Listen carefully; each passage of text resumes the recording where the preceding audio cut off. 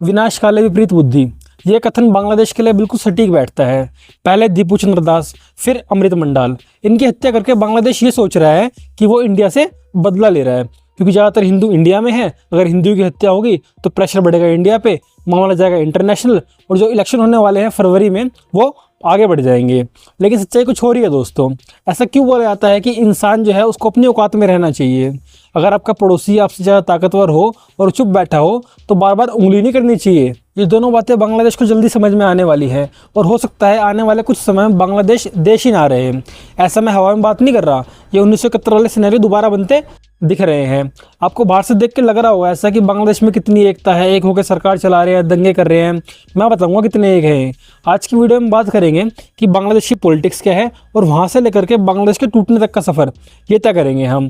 और मज़ा आने वाला है आज की वीडियो में, तो वीडियो को लास्ट तक देखना। चलिए शुरू करते हैं आज का एपिसोड।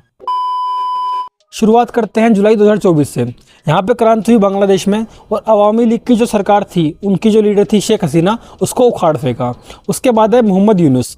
ये स्टूडेंट जो लीडर थे उनकी तरफ से आए थे, तो ऑब्वियसली बात है अगर उन्होंने सपोर्ट करा है यूनुस का तो यूनुस को भी सपोर्ट करना पड़ेगा। ऐसा ही उसने करा भी, उसने उनको अपनी सरकार में जगह दी स्टूडेंट लीडर्स को। लेकिन फरवरी तक आते आते 2025 तक आते आते ये समझ गए थे जो लीडर्स थे कि ये सरकार निकम्मी है, इनके हाथ में कुछ भी नहीं है, अगर हम इनके साथ रहे तो हमारा भी बेड़ा गर्क हो जाएगा। और वैसा ही हुआ।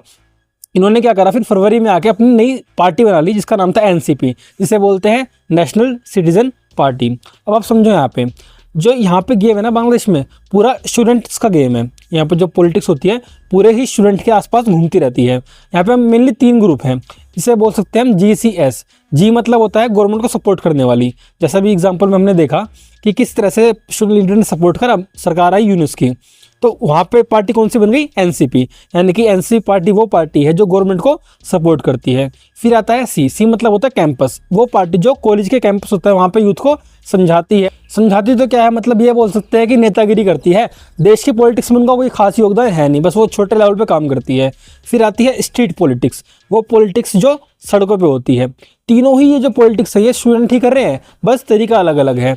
जो अभी हत्या हुई थी उस्मान हादी की, ये जो थे ये स्टूडेंट जो लीडर थे स्ट्रीट वाले, ये वहाँ के थे।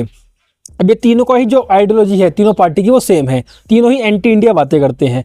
एंटी इंडिया बातें क्यों करते हैं, क्योंकि अगर वो अपने देश से बात करेंगे तो किस बारे में बात करेंगे, भुखमरी, रोजगारी, गंदगी, इन पे बात करेंगे। वो इन पे बात कर नहीं सकते, इन पे बात करने के तो काम करना पड़ेगा ना। तो सीधे वो धर्म का एंगल देते हैं, हिंदू मुस्लिम वाला, और इस तरह से इंडिया में सारी बात डाल देते हैं। और सपोर्ट भी जो जनता है वो भी जाहिल ही है, वो भी इन्हीं को सपोर्ट करती है। जाहिल क्यों कह रहा हूँ बताऊँगा मैं आगे आने वाली वीडियो में। अब क्या होता है कि ये जो हादी था ये बोलता है कि मैं ढाका 8 कॉन्स्टिट्यूंसी से चुनाव लड़ूंगा। जो ढाका 8 कॉन्स्टिट्यूंसी है ये बांग्लादेश की बहुत प्रमुख जो है कॉन्स्टिट्यूंसी है, और इसको सपोर्ट भी था वहाँ के लोगों का। तो ऐसे कयास लगाए जा रहे हैं कि हो सकता है एनसीपी खुद ने यहाँ के जो ये थे उस्मान हादी इसको मार दिया हो, ताकि जो वहाँ की वोट बैंक है वो इनको मिल जाए, क्योंकि आइडियोलॉजी तो सेम है। अब इसके कुछ दिनों बाद, इसकी हत्या कुछ दिनों बाद, एनसीपी का जो सीनियर लीडर थे उन पर भी जानलेवा हमला हुआ। वो मरे नहीं, गंभीर हालत में है, लेकिन इस तरह से दोनों जगह हमलेबाजी हुई। यहाँ पे आप देख सकते हो कि इनको तो पता था ना किसने मारा है, इसलिए अंदर में ही वहाँ पे बदला लिया जा रहा था। लेकिन बाहर वालों को दिखाने के लिए और देश को दिखाने के लिए, दुनिया को दिखाने के लिए इंडिया का नाम ले दिया। मैं गाली नहीं दे सकता। नहीं, गाली नहीं देना। फैमिली देखती है, वरना मैं ऐसे गाली दूं, ऐसे गाली दूं ना, जिंदगी भर याद रखें ये बड़े हुए। इस तरह से आपने देखा कि इनकी जो पॉलिटिकल पार्टी है उनमें एकता तो नहीं है, टूट फूट आपस में मची हुई है। लेकिन बैकग्राउंड में एक गेम और चल रहा है। वहाँ पे एक और पार्टी है जिसका नाम है जमाते इस्लामी पार्टी। ये पार्टी है, ये बैन है बांग्लादेश में पूरी तरह से। बैन क्यों है, क्योंकि इस पार्टी ने सपोर्ट करा था पाकिस्तान को। ये जो पार्टी है ये बांग्लादेश की आज़ादी के भी खिलाफ थी।